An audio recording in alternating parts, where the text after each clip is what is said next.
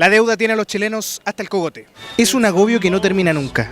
Un 73% de los hogares del país tiene alguna deuda, ya sea por gastos en consumo, educación o hipotecas. Es una suerte de control, de disciplinamiento social, de dominación, si tú lo quieres, que está establecido desde muy temprano en la vida de alguien. Corremos como un hámster en la rueda del consumo, afirma el sociólogo Javier Romero.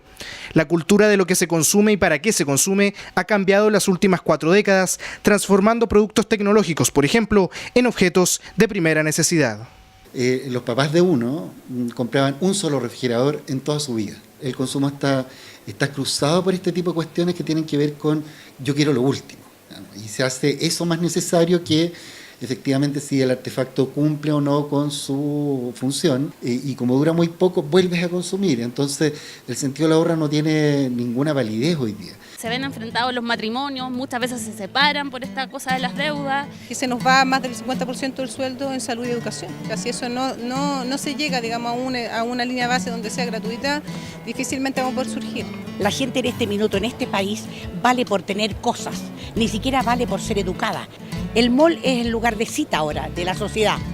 Antes era la plaza, la gente iba a pasear, a mirarse, a saludarse. Si tú ves los programas de televisión, la gente muestra, no sé, ropa que cuesta millones de pesos, automóviles que cuestan muchos más millones, etcétera, etcétera. Entonces se va haciendo muy común la exhibición de objetos, cualquiera de ellos sean, para decir al otro, mira, este soy yo. La publicidad nos da la sensación de que todo es posible. Pero en eso también hay que ponerle el cascabel a las grandes multitiendas que captan a la gente induciéndola a error o engaño, como se demostró en el caso La Polar. Nos empezamos a dar cuenta de cuáles son realmente nuestros derechos. La abogada Claudia Candiani constató al defender a consumidores el negocio redondo de la deuda en el retail. Personas que caían en mora y ejecutivos que aumentaban arbitrariamente los montos adeudados en beneficio propio de la empresa. Se llegó a saber que había gente que había sido repactada más de 12 veces, o sea, la deuda había crecido hasta 12 veces. Entonces, en vez de tener una persona que debía 100.000 pesos, yo tenía una persona que me debía 500, 600, 800.000 pesos. Y al momento yo de evaluar cuál era el monto del precio de mi propia empresa, de las acciones de la empresa, porque finalmente lo que les interesaba era el valor acción, porque habían inversores ahí detrás, AFP, estaban todos incluidos, valía mucho más. ¿Operó correctamente la institucionalidad en este caso? Yo lo que creo que existen facultades, lo que pasa es que al momento de hacerlas efectivas nadie se atreve. O sea, si yo tengo como superintendencia la facultad de fiscalizar, tengo que fiscalizar y tengo que revisar. Y cuando veo que una empresa sube, crece, en diferencia a las otras empresas, ¿te fijas o no? Algo debe pasar. Lamentablemente las penas no logran ser, según mi opinión, lo fuerte que requerirían ser para efectos de desincentivar estas situaciones. Fue luego de la dictadura que la facilidad para obtener créditos se volvió una norma, sostiene Javier Romero. Un cambio radical que convirtió la deuda en prácticamente la única vía para acceder al consumo. Sin tener dinero, tú igual puedes consumir. Y eso es un mensaje muy fuerte. Entonces, como la gente antes postergaba esto, y lo podía postergar incluso por muchos años de su vida, hoy día la idea de la inmediatez es mucho más fuerte. Por lo tanto, si a mí me dicen que me van a pasar plata, lo que andamos buscando es tener ese acceso. Fueron más de 7 millones de pesos que yo ya cancelé al banco. Ahora me están cobrando 15 millones. En el caso de Fernando Díaz, egresado de Derecho de la Academia de Humanismo Cristiano, no fue por capricho que tomó un crédito Corfo para financiar su educación. Arriesga actualmente un embargo por no pagar más de lo que originalmente valía su carrera. Ante esta situación y la que viven miles de estudiantes en el país, se lamenta por haber encontrado oídos sordos en el gobierno. Me consta que el ministro de Educación, Izaguirre, en su tiempo, recibió de manos del rector de mi universidad una carta a la que yo le escribí y tampoco cero respuesta. Están lucrando bancos privados con una situación estudiantil que debería ser garantizada por el Estado. Estamos en una situación histórica nunca antes vista, que jóvenes menores de 20 años, o que están entre los 17 y los 20 años, ya tienen una deuda tremenda. Y eso, claro que tiene un efecto psicológico importante, porque tú haces un esfuerzo por pagar, nunca termina, y cada año vuelves a endeudarte, por lo tanto es una cuestión hacia la eternidad, digamos, que se proyecta 30, 40 años más de tu vida, en donde solo lo que estás pagando son o los intereses o empiezas a pagar la deuda. Por lo tanto, el sentido del goce del tiempo libre y todo eso queda muy postergado.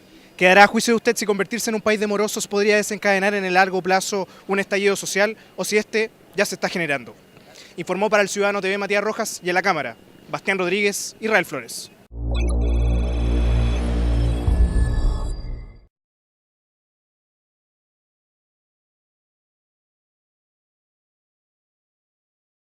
Marcel, en el debate presidencial de la Asociación Nacional de la Prensa, usted sorprendió con una propuesta que dejó a muchos bastante entusiasmados, a algunos que no entendieron mucho de qué se trataba, que tiene que ver con la condonación de las deudas. Sí. Algunos dijeron todos los chilenos, otros dijeron no, en algunos ámbitos no más, lo que tiene que ver con el ámbito social. ¿Nos puede explicar de qué se trata? Mira, yo si hay algo que yo he estudiado como economista es el tema de la deuda. Partí trabajando precisamente en el caso de la deuda subordinada. Y cuando volví de Chile, el primer trabajo que yo hice en el Banco Central fue la deuda subordinada. Hice un gran trabajo, recuerdo que con Sergio Vital, me acuerdo en ese entonces, lo tomó, y a partir de ahí, de ese trabajo, se discute, porque yo hice ese estudio, porque me di cuenta de que los bancos no estaban pagando la deuda subordinada, no la estaban pagando. Entonces hicimos ese trabajo, demostramos el problema, y bueno, yo esperaba que me consideraran en la comisión que iba a resolver el problema, pero me dejaron afuera. Después entendí por qué, porque lo que hizo la concertación fue de nuevo volver a capitalizar los bancos y meterles más plata para resolver el problema de la deuda. O sea, aquí con los bancos en Chile han tenido una libertad y una solidaridad que realmente limita con la sinvergüenzura, ¿no? Le costó al país 40% del Producto Interno Bruto. Yo ayer, hace unos días atrás, conocí un estudio de la Universidad de Chile sobre el problema de la deuda universitaria. Va a salir, se va a dar a conocer públicamente pronto. En ese estudio que sale publicado en el diario El Pulso, se dice que en algunos años más, 2016, el problema de la deuda estudiantil va a ser una burbuja financiera, va a reventar. Y eso es más o menos así, porque hay los estudiantes no están pagando, tienen deudas gigantescas. Hoy día ya está en 3.800 millones de dólares. La mitad de los estudiantes no están pagando.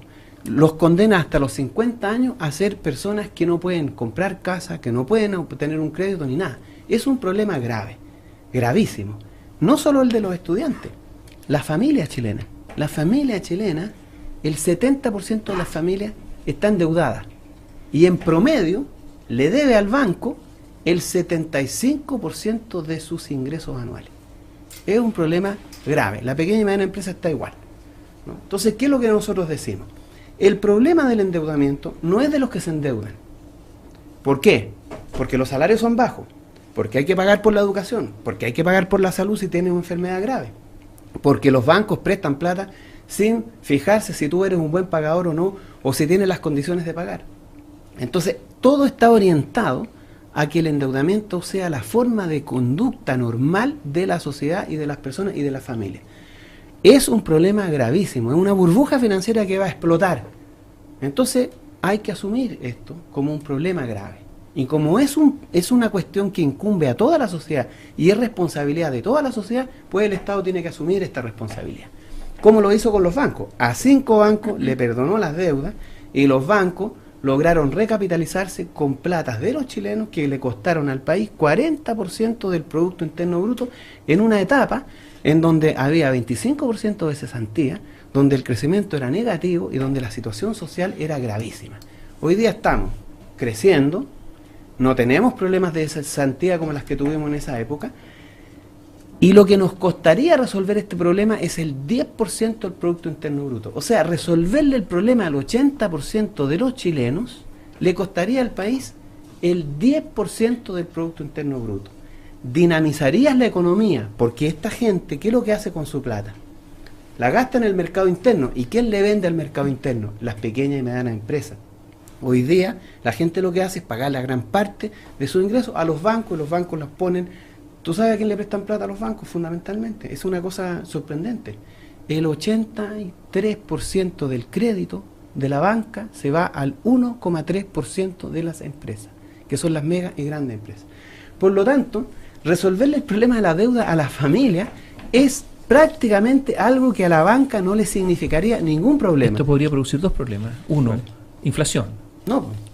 ¿Por qué va a producir inflación? Bueno, si la gente dispone de más recursos para gastar, se puede producir inflación. Lo que pasa es que la inflación va a producirse en la medida en que la demanda no tenga oferta. Bueno, pero el problema que hoy día nosotros tenemos en la pequeña y mediana empresa es precisamente que la oferta no tiene salida, que los tipos no pueden vender, que no tienen mercado suficiente. Hay capacidad instalada en la economía chilena y además el Banco Central puede regular el problema de la deuda, el problema de la expansión monetaria. El Banco Central puede regular la ¿qué pasa expansión desde el punto de vista monetaria. ético aquellos que tienen deuda, que tienen un sistema de vida de la deuda, que efectivamente tienen mucha deuda y que viven pero que se compraron autos, etcétera, versus los otros que no tienen deuda o que la tienen muy pequeña, pero resulta que se ajustaron el cinturón y que vivieron precariedades enormes? Lo que pasa es que nosotros estamos hablando de las personas que están en situaciones límites. No estamos hablando de los que tienen deuda altísima y que lograron hacerse esas deudas para una vida regalada. Estamos hablando del 70% de las familias que están endeudadas y que tienen una situación absolutamente precaria. ¿Sabes lo que pasa? Que ese mismo argumento uno lo puede aplicar cuando los bancos se endeudaron. O sea, ¿cuál es el sentido ético de pagarle naturalmente a 5 que es el mismo argumento? Bueno, no, pero la diferencia es esta, que masivamente la gente que hoy día se está endeudando es gente que no le alcanza para vivir, que tiene que pagar educación, que tiene que endeudarse por la salud. Probablemente muchos de ellos van a pagar, como se dice, justos por pecadores, pero acá hay un problema grave de la economía chilena, del país y de la sociedad. Mira, en Chile hay problemas graves de carácter psicológico, depresiones, angustia, violencia intrafamiliar, maltrato de los niños. Todo esto tiene que ver con la angustia, las depresiones, las ansiedades que produce vivir endeudado. Es un problema grave de salud pública. Entonces, claro, hay algunos problemas de eso y uno nunca los va a poder evitar. Pero, bueno, uno tiene que saber elegir desde el Estado. ¿Qué hago? ¿No le salvo la vida a algún par de personas que se endeudaron irresponsablemente por resolverle la vida al 60%, 70% de las familias que están realmente en condiciones graves? Yo creo de verdad que Chile necesita una segunda oportunidad. Porque nosotros entendemos lo siguiente: vamos a hacer esto. Otros me han dicho, bueno, pero la gente se va a volver a endeudar. Momento. Nosotros también esperamos aumentar los sueldos, porque nosotros vamos a fortalecer el poder de negociación de los trabajadores. Va a haber sindicalización obligatoria, los trabajadores van a poder negociar colectivamente, se va a terminar esto de que no pueden declararse en huelga. Los salarios van a subir los salarios, la educación va a ser pagada por el Estado y la salud también va a ser un bien público. Por lo tanto, ya le generas un aumento de ingresos importante a las personas, a las familias. Entonces las necesidades de endeudamiento disminuyen. El problema es que cuando tú tienes un país donde la mitad de los trabajadores gana 250.000 pesos y tienes que pagar 150, 200.000 pesos por la educación, es que no hay por dónde. ¿Cómo se aumenta?